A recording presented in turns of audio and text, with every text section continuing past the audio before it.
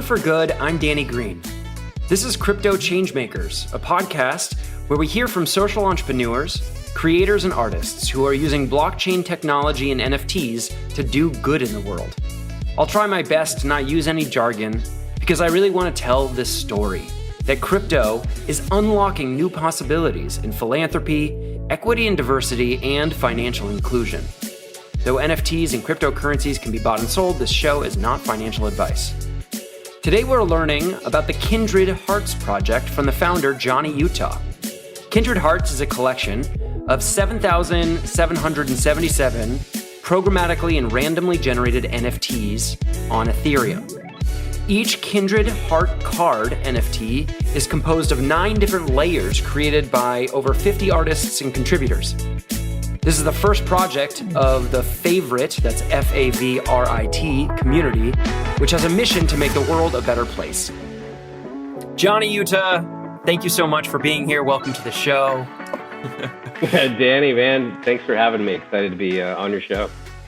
Obviously, Johnny Utah, I think you selected a fantastic pseudonym. We're going to call you Johnny Utah. Are you a big Point Break fan? Is that where this comes from? Yeah, big fan. Keanu's the man. And, I've gone from being my real name in the Twitter world to semi-anonymous to completely anonymous, and really just came back to Johnny Utah is where I landed. So love it. Well, I love it. And it's definitely what you are to us and to this community now. So tell me a little bit about the Favrit community, this project that you've designed, and then we're going to get into a little bit more of this first project called Kindred Hearts. But tell me what Favrit is and how it got formed.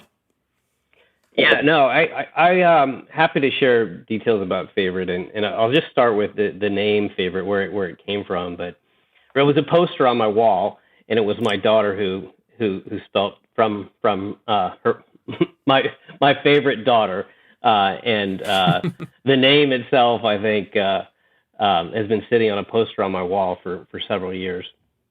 But about the project, really, we're here to make an impact. And how do you kind of translate this world of this Web3 world and cryptocurrency and the immense amount of wealth into making an impact in real life?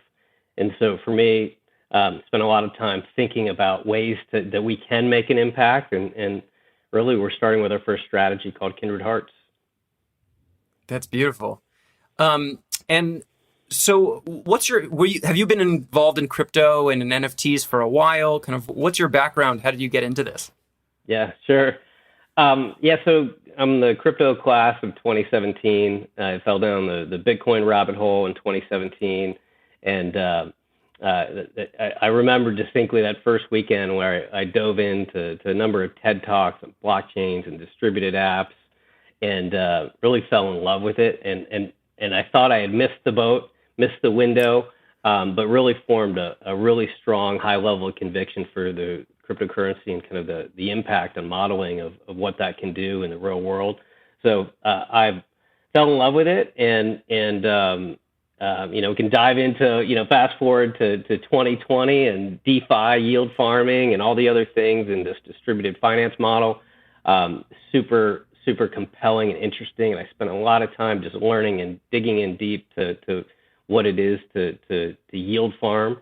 And then in early 2021, fell in love with NFTs and really understanding the business model, what that meant for creators, but also what it meant for collectors. And it's been a super fun, exciting time over the last year and a half. And is this the first time that you've kind of been on the builder side of creating something new? Being in the 2017 class, were you kind of an investor, and then kind of now you've kind of transitioned your kind of role and contribution to the space? Yeah, it's absolutely investor first, right? And crypto is very tribal. It's always been very tribal. It's mercenary at times, and I've just learned a lot. And the way you learn in crypto is through experience, and all of those things have kind of led me to how I want to build. But from a building perspective, why I've chosen to build, it's really happened, and the impact to me came during COVID. And the backstory is when COVID happened, my job didn't change. My wife's job didn't change. We ate well. We bought computers for our kids. Life was actually pretty good for my family, but really thought that and felt that, we needed to do more to give back. And so it really was a natural kind of formation of how to become a builder, but really take that unique experience in my experience in crypto, looking at the NFT world, and then, hey, how can we build a model that's focused on giving back? And part of that drives from my experience in crypto and that crypto bro culture, which is fun at times, but it's also painful, and there's a lot of things I don't like about the space. But taking that wealth, and then, hey, how can we take that wealth and then translate that into doing something good in the world? Oh, that's beautiful. So that's interesting that kind of you were a part of this world and you were feeling like maybe some of the aspects of the culture kind of weren't focused on giving back, that this was a need that you were seeing. Is that right? Yeah, 100%. I still think that's it's the same. It permeates throughout crypto, and so with all this wealth, and I've had some conversations with some very well-known folks in the space that at some point, even no matter how much money you make in this space, you're going to want to do more to give back. And so, can you build a community that's wrapped around this talent that's out there in the space, and then drive that into a community that can actually make impact?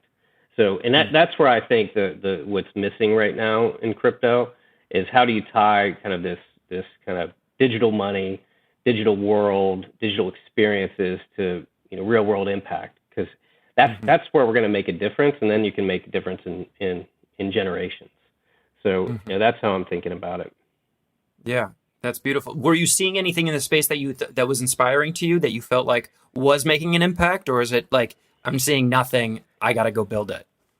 No, I mean, like they're great. There are a number of people and organizations that are doing good, like Doing Good, for example. That's a great organization. I've talked to Andrew Klein and Manu, and what they're doing is amazing. The Giving Block's doing some amazing things. They're just different ways in building different models, and then can you coalesce and build a community around one concept or another? And so that's how I think. For me. It's not just this first strategy, which we have about Kindred Hearts. It's about building a 10-year strategy. How do you take this first piece, first component of what we're trying to accomplish, build a community around it, and then we're gonna iterate and find ways that we can build on top of the community and then grow it. Beautiful. And so, what is that kind of like centralized organizing principle for the community? How would you describe that? Yeah, it's interesting. I guess I'd say it comes down to how I've met, the people and the team that I'm working with. And that's been really, it's been fun. It's a total blast. Because, one of the things that I learned is that it's very hard to motivate people without paying people, right? But that's one. But two, can you build people who have commonality and things that are focused on the same values and same mission? And so that's where I've spent an inordinate amount of time looking for the right people to help, and that's been a blast. So the team, and I can go into some specifics, but meeting those folks through Clubhouse and Twitter.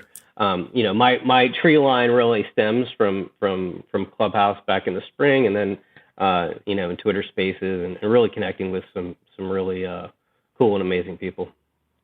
Yeah. So who were you able to connect with? How did you form that team? Who's involved? Yeah. So I'll start with just the first strategy, or one of the first. I'll keep this as brief as I can. But on a Saturday, I was on a Clubhouse call for literally like 3.5 hours, driving from the northern part of my state into where I currently live. And I was just trying to get on this call because I had the concept stood up, and I'd shared the presentation with hey, here's what I'm trying to accomplish with Favrit, and all I wanted to do was kind of build out a little more diversity in my team, and so I was looking to add a woman advisor to my team, and so And it was a woman in it was a call for women in NFTs and art on a Saturday, and I had the hardest time getting up on the stage, and Clubhouse was glitchy, so I would get knocked down, and it was my daughter's birthday that night. I was just trying to get on stage, and so long story short, I ended up having to basically give a last call, like, hey, I have to go. I've been on the call like 4 hours, 5 hours. I was getting the stink eye from my wife, and at that point, I finally got on stage. One of the women who's actually involved in our project now allowed me on to speak in front of her, and from that call, 9 women connected to me from that call, and 2 of which are advisors. Sheila Darcy's Sketch Poetic. She's an absolute rock star. Art Jedi, who's another rock star out of the UK. Sean Morrison, who's a VC, connected to me. And there were several others who are stars, including Trish and several other ladies. But that call really kind of set kind of a path for me that kind of led me to our creative team and the creative leads who were driving the creative effort. And it's totally badass because we connect on the same values and alignment, and then that's really led to where we are today. Yeah. You've mentioned that it's sometimes hard to motivate people or get people to kind of contribute in a significant way if you're not paying them. Have you felt that challenge kind of throughout this process, or kind of when you explain the vision and the mission, do you feel like people kind of jump on board? Yeah, I think there's 2. One is that I'm from a project standpoint, I am self-funding it. So I had the choice of going down the one of the concepts would have required a significant amount of capital funding. So decided to pivot to building the community foundationally, and then once we launch the community, then we can build on top of the product strategy and product roadmap. We are, I'd call it a shared risk model where a number of the team members are paid in some capacity. So there's a deferred payment model in some cases, but there is some stake in the game that I put in. They know that I'm committed to the team members. They're committed to me, and we're all mission aligned. And that's the amazing thing. It's a shared model, and I think it makes a lot of sense. That's amazing. And so is the goal to raise money to give away to nonprofit organizations, or how would you describe that social mission that kind of underpins the whole project? Yeah, I'd frame it in a couple of different ways. One is yes, we're trying to keep charity first and giving it paramount to everything that we do. So we're building that into the model. So of the initial mint, 20% will go to 3 or 4 charities, depending, so we're nonprofits, depending on how the team decides it. And then from there, on the recurring side, we built a model that 3% is going to charity, 2.5% is going to Favrit, and that's kind of to fund operations. So think of it as kind of building the business. And then we also have a shared community wallet, and so we have a number of artists who are contributing art to the project. So we'll have roughly 50 artists contributing to the project, and so it's really going to create this really unique model of great humans, great artists, really mission aligned, but also ensuring that the artists are compensated for their work too. So it's been a lot of fun, kind of putting together the model, the team, and we're getting close to launch. So we'll see where things land. Oh, that's beautiful. Okay, so let's talk a little bit more about the project since we now referenced it. So 7,777 NFTs. It's a generative art project. And it's built through layers, right? And you have different contributors. Can you explain that a little bit more? Yeah, so I'd highlight the 50 artists or so that we have involved in the project. They've had the opportunity to contribute either a heart or a possible one of one or charms. So there's different components to the collection. Some of the one of ones obviously would be more rare pieces. Charms would be an element on this kind of card. So there's alchemy and various kind of spiritual signs tied to the cards. but really just keeping it, art first. Art is really at the core of the project, and so our creative team, Janine Chanapan and Robert Back, who's Be Creative in the Twitter world, they've both just been pretty incredible and kind of working together on the concept, and we're like this close to sharing the concept. Great. So you're still kind of building some of those pieces of artwork, and they're going to be shared online soon. The NFT collection, it launches in late January. Is that correct? Yeah, we have an internal date a little sooner than that, but it's likely going to be later January, just given how things are pushing. But we want it done, in the best possible manner, and there are components to building these projects, whether it's the smart contracts. Actually, that's complete. Our devs have written the contract. It's been the art, which is 90% complete, and then really social, right? We haven't really fully ramped social up, so it's going to be exciting to see kind of where we are today and how that model moves forward in the next year. What have you found the most challenging aspect of kind of all of those pieces, right? Like pulling together artists, like finding a dev to create smart contracts, kind of building the community? Yeah, there's a lot of things I don't know, and so it's been a lot of fun learning about what it takes to build a team. And if you're really going to build a project that's meant for the long haul, you have to really think through a lot of things, and that includes the legal impacts and organizationally how we're structured, how do you motivate people to the social piece. I like social is an art, right? It's I've got a greater appreciation for what it takes on some of these projects, and so I think just kind of keeping people engaged is really important.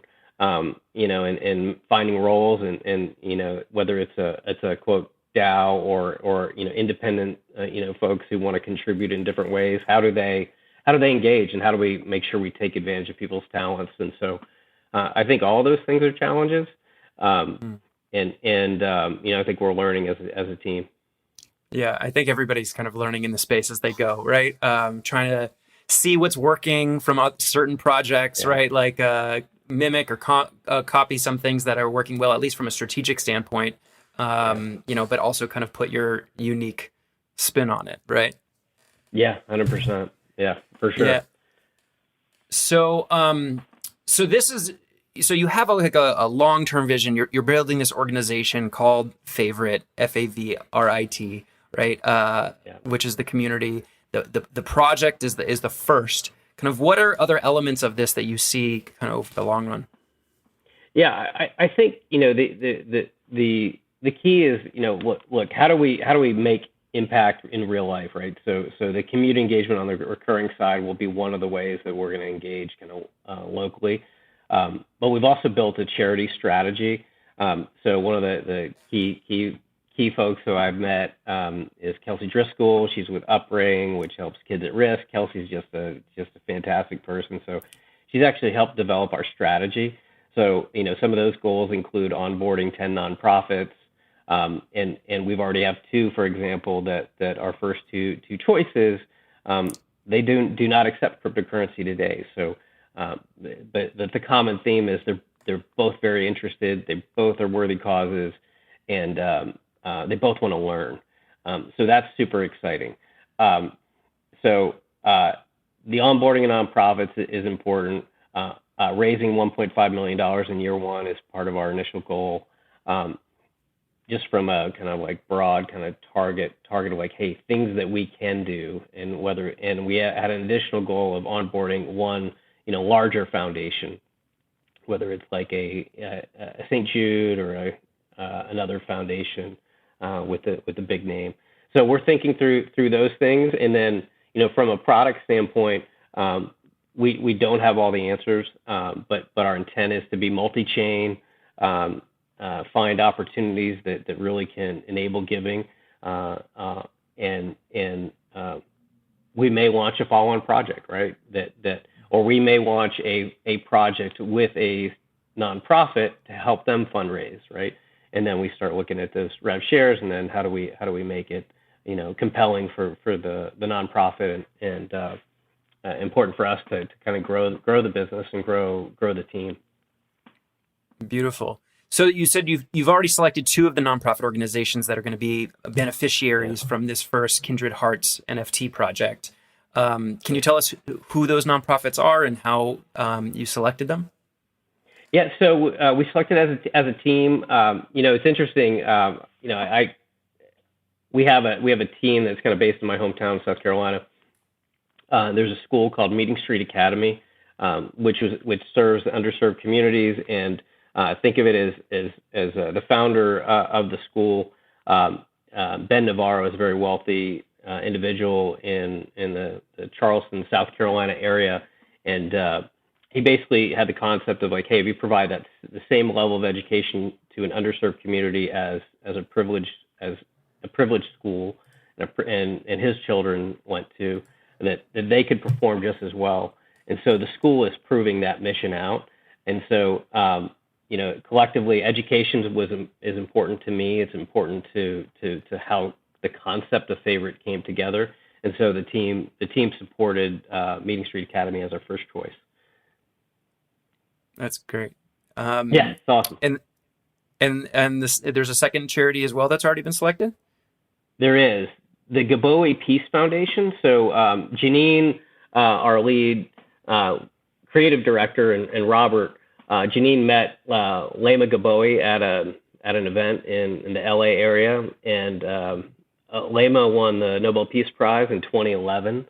And so we wanted to not just be kind of local, but also global. And so she's got a nonprofit that benefits children and young women and building future leaders in Liberia that we thought was just a really perfect fit for our organization. Again, they're a relatively small nonprofit, but they make impact with fewer dollars, and so that's important to us. That's beautiful. I think it's so inspiring to see how NFTs. This is kind of why I started this whole podcast, is I was really curious to see how NFTs in particular and the crypto and blockchain world, Web3 as a whole, is interacting philanthropically and trying to use this technology to do something good, right? And so I find it really interesting to see how different projects are going about raising money for nonprofit organizations, and what kind of organizations are benefiting from it, right? Whether that's local or global, and how people can benefit. And it continues to be interesting. And I really think it's inspiring that you're both kind of looking locally and globally, right, at the same time as you kind of select these nonprofit organizations. Yeah, and hopefully our community is global, right? And we've got, we find other organizations that are really value aligned who want to learn, and I think it's important that it's not just about giving funds, and I think we see that quite a bit in the the giving process, right? Where organizations are happy to take money, but if you can build a local relationship with a nonprofit, I think there's high value in that. Because then you make real impact, right? And whether maybe it's mentoring and now you're giving your time, right? So you got money and time, right? Two things that can really impact, some of these organizations. So it's going to be super fun to see where it goes. And we've got some plans that, hopefully we have the ability to hire 2 full-time folks to focus on the charitable giving side. It's gonna take time, and we're the goal is that we build a business model that makes sense and can be profitable, and that we can hire people to really do good in the world.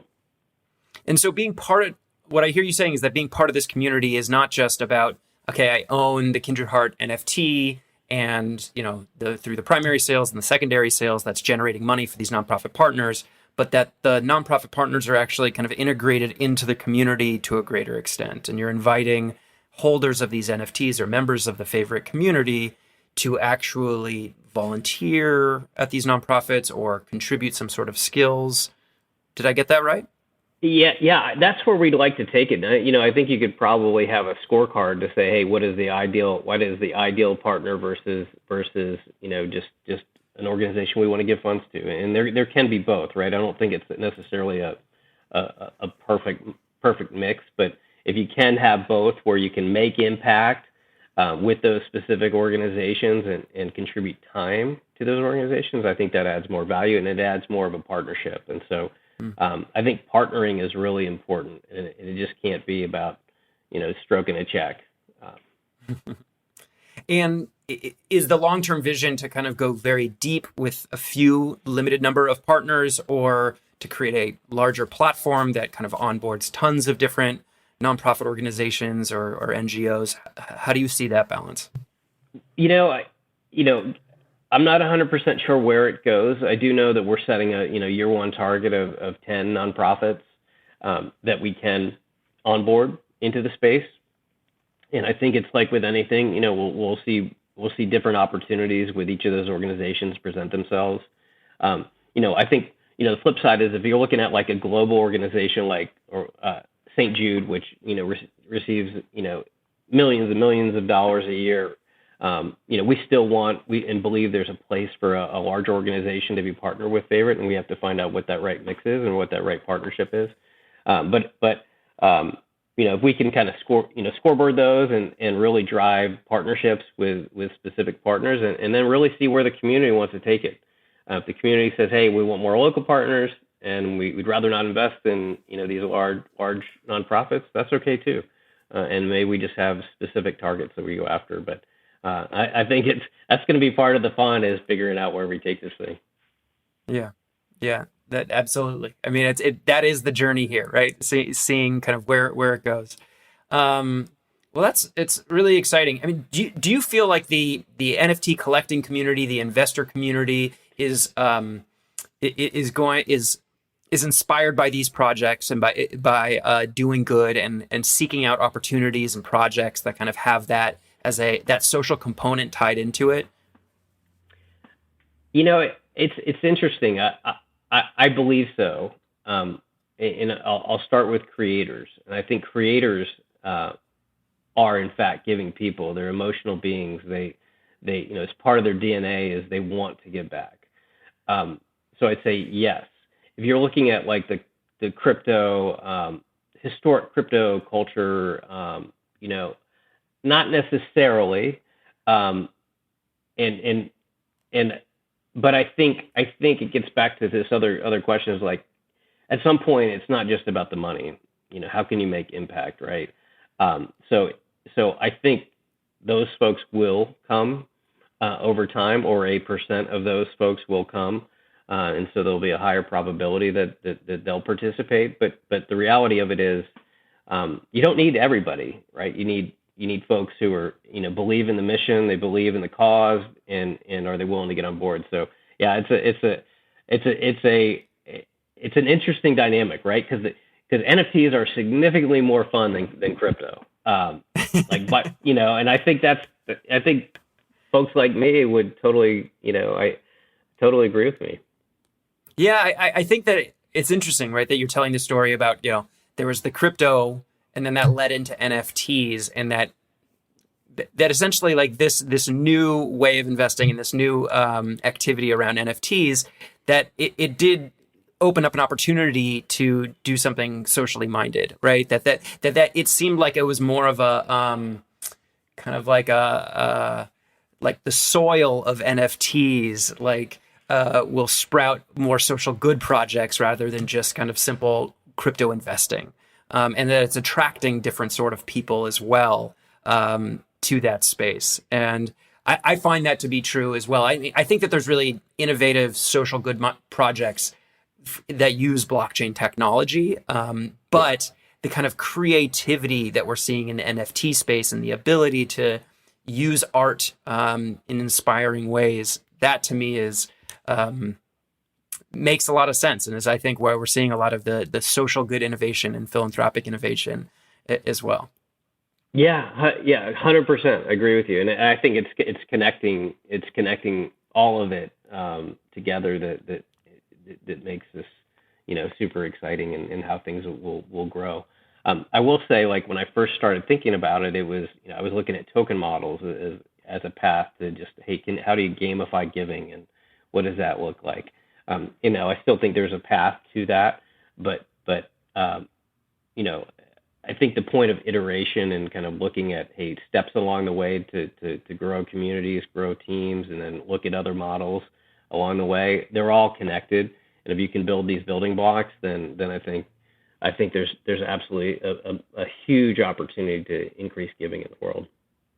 That would be a huge alpha, a huge tip if you're saying, the future favorite community is going to have a token that also, has some sort of philanthropic aspect to it, maybe down the road, right? But for now, it's really these NFTs that kind of form the foundation of it, right? Yeah, 100%. No, that's how I'm thinking about. You think about the ENS, the SOS recent drops. They're not necessarily related, but the mechanics are similar in some ways. So, I think if you can. I've said this before. An artist can raise, tens of thousands of dollars with a one-on-one to a nonprofit. You can sell a collectible and raise hundreds of thousands of dollars and maybe even $1 million. But if you really want to make real impact, a token model is really where it has to be. That's interesting. And I think sorry. Yeah, that's how I'm thinking about it. There's a lot of considerations in the U.S. and we're crossing our T's and dotting our I's to the best extent we can, kind of we'll see where things go. Well, we're having this conversation right at the end of 2021. Right. And so I think, this is where the conversation is today, right? If we were to have the conversation 1 year from now, I think we'll know so much more about how new cryptocurrencies, new tokens kind of can play a bigger role in this philanthropic ecosystem with crypto. And so, maybe we'll have you back a year from now and we can have that conversation and see what's getting built around that at that time. Yeah, that would be awesome. Yeah, we'd absolutely love it. Just a few points of data where we are today on 12/28/21. We have 300 followers on the Twitter, on the Favrit Twitter handle. We have 100 followers on Kindred Hearts, and we have 103 members of the Discord. So let's see where we are in a year. A small and strong and mighty community at this very moment, right? Like, you're the first hearing about it here. That's exciting. I mean, that's really, truly the ground floor. Is there going to be a whitelist for your mint, or at this size of the community, you're pretty confident everybody who wants to get in is going to be able to? Yeah, we're looking at a couple different mechanics, but we'll have a pre-sale list and we're not thinking of capping it, and really we're trying to find just the right people to participate in the ecosystem is really the goal. So it's going to be interesting. My feeling is I look at this from the collector lens, and so we're going to price it low, and the intent is that hopefully there'll be fairly low downside for everybody in the who joins our mission, and hopefully they'll stay for the long haul. Have you determined the price yet? It's likely going to be 0.03. We're tinkering between 0.02 and 0.04 ETH, and we are launching on ETH. Yeah. Why did you decide to launch on Ethereum? You mentioned other potential blockchains for the future. Yeah, no, it's a great question. We talked about it quite a bit, as a team, and the reality of it is the collectors are still on Ethereum. That dynamic I think is shifting some, but at a minimum, the ETH kind of generation of NFTs, they'll always have a place, and my view is that it's where we should launch, and the team felt the same way.